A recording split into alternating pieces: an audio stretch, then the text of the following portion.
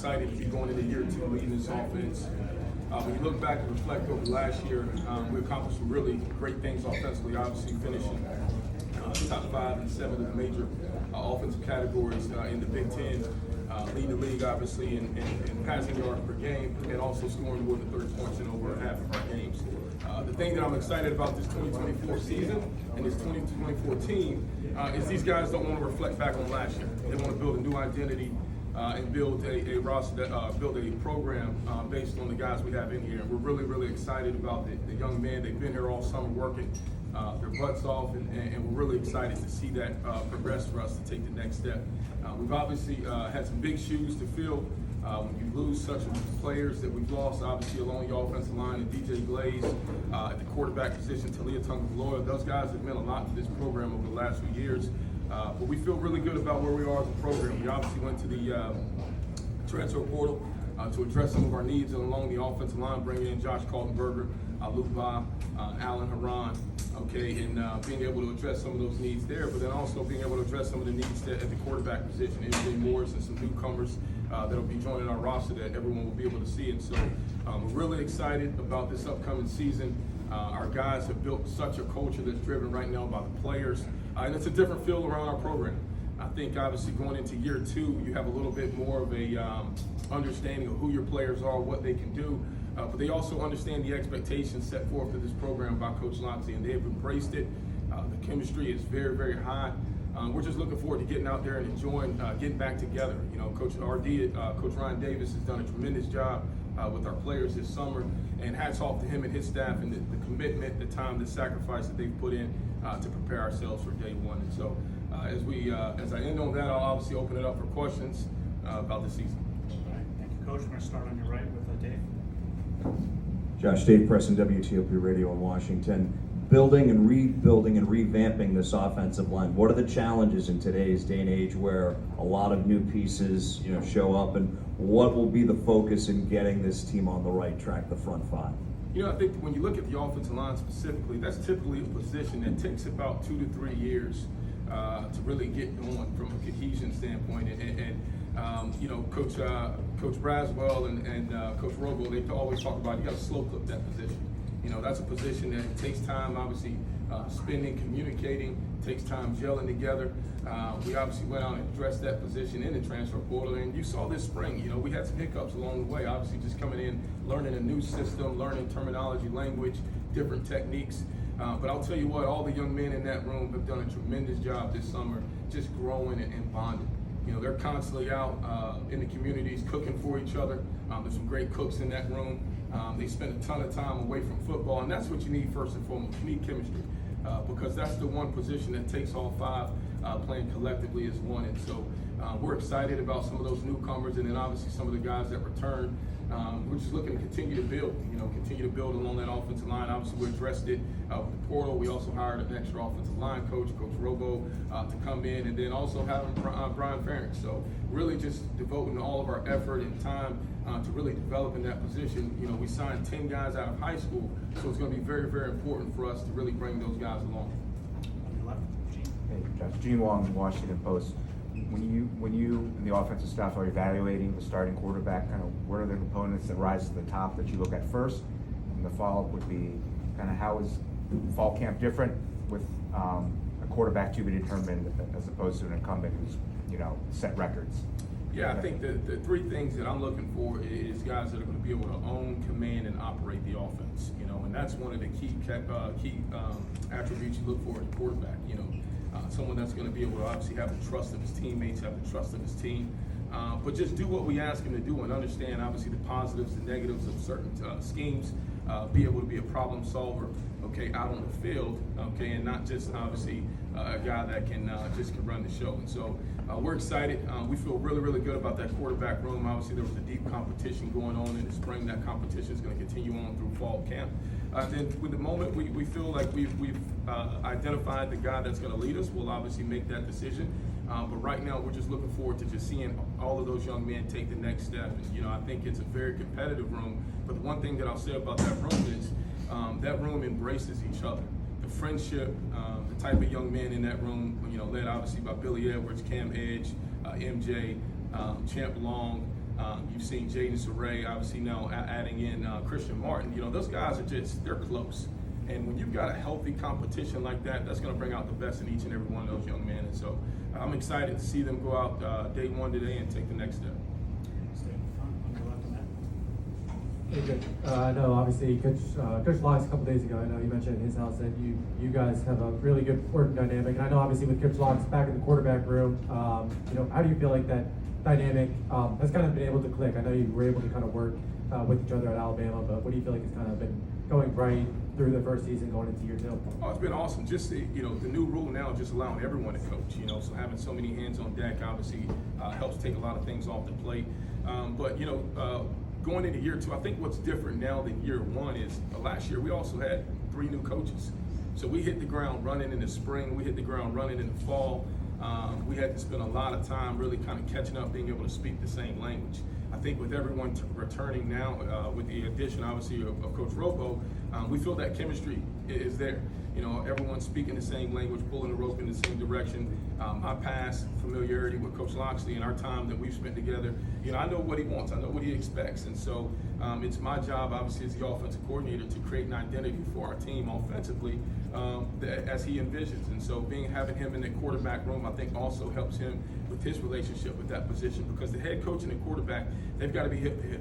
That's a very, very tight-knit relationship in college football and all the sports. And so being able to have him help assist that position, I feel is a tremendous honor. Also allows me to be able to coach the coaches and be able to spend time amongst other positions, and also moving back to the wide receiver position. I've got 2 young, great coaches, Derek Keefe and Timmy Morris, who helped me out with that position. But that's my background into developing skill players. And so I feel we're in a really, really good place in being able to continue to develop our skill players. And we've got some pretty exciting guys, and Caden Prather and Ty Felt. Back left, Simon. Hey, Coach, how you doing? So you talked about how you guys got a lot of players from the transfer portal. So I was wondering, what players from the transfer portal off the top of your head are you really hoping can make a huge impact on this team in 2024? Well, I think right away when you look at the offensive line, Josh Kaltenberger, Alou Ba, and Alan Haran, those guys are going to be immediate impact guys for us. Seeing the type of transition they made coming over in the spring to now.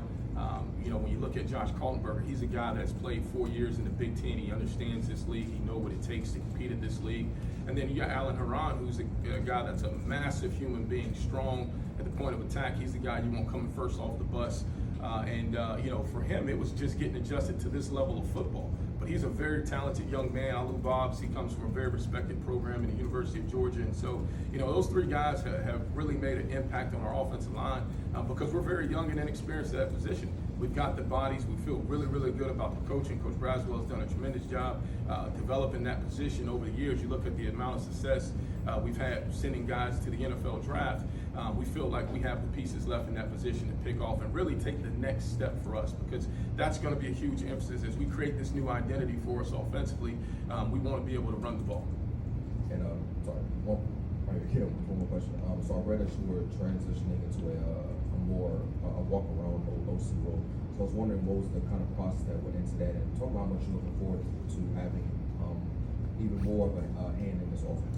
It's really the NFL model. When you look at the NFL model, all offensive coordinators, defensive coordinators, they walk around, and with the added privilege of the NCAA now passing the coaching rule, we've got some talented coaches on our staff, not just our older guys that everyone assumes are the full-time coaches, but some of the younger guys that, as Coach likes to say, are around the table. And so that allows us to really devote all our time and resources in developing our players. And so, like I said, we've got 3 offensive line coaches. It's really like 4 or 5 guys in that pod. We've got 3 guys working with wide receivers. We've got 2 guys, obviously Eric Nigerian, a former quarterback here, is also working with that quarterback room. And I think he's made a tremendous impact in that room with his relationship. And so we just want to pour every resource we have in the building into our players and help develop those young men. And college football has changed.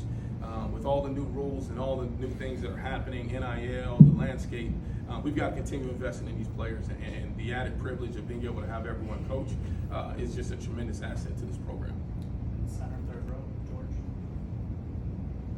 Hey, Josh, your running back room, veteran almost now in a lot of ways. Is that something that's helpful in terms of leaning on that early in the season as you've got a new quarterback coming into learning the offense full time? It is. Roman Hemby is, he's what this program stands for. When you talk about putting a face out in front of this program, tremendous young man.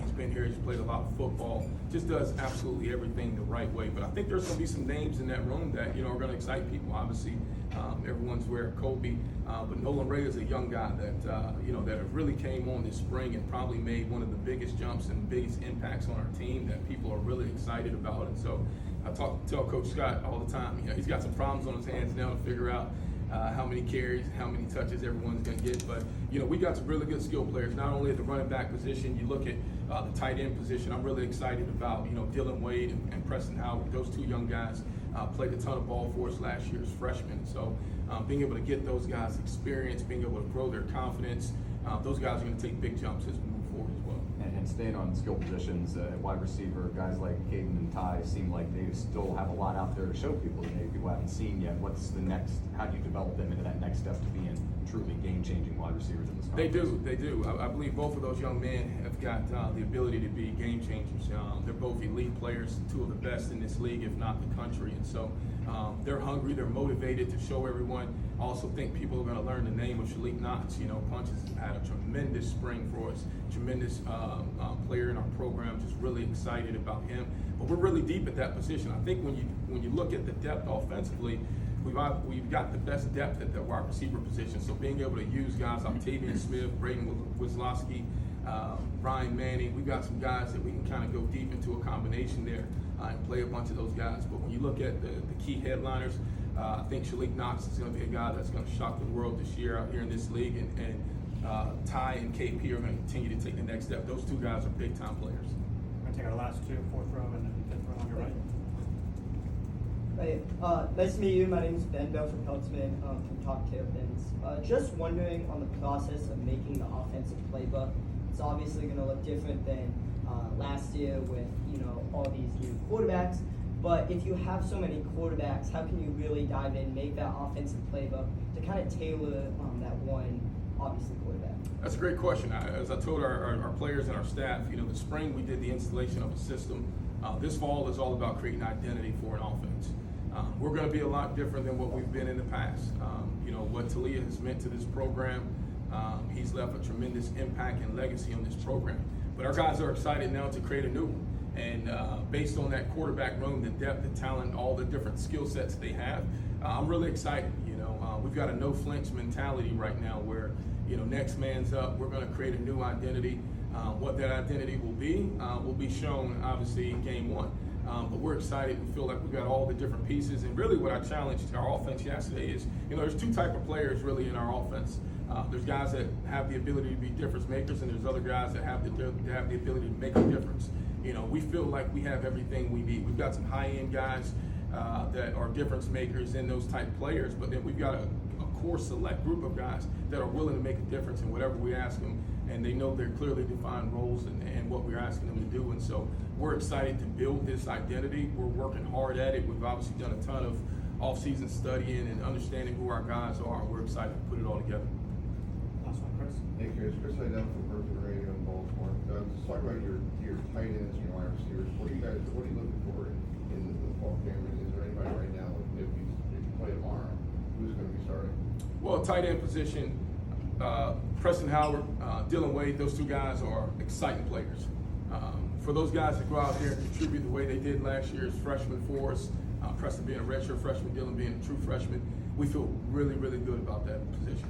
I think you've seen this offseason A.J. Szymanski take the next step, reshaping his body, looking more and more like a tight end, his commitment to that position. We're really excited about him.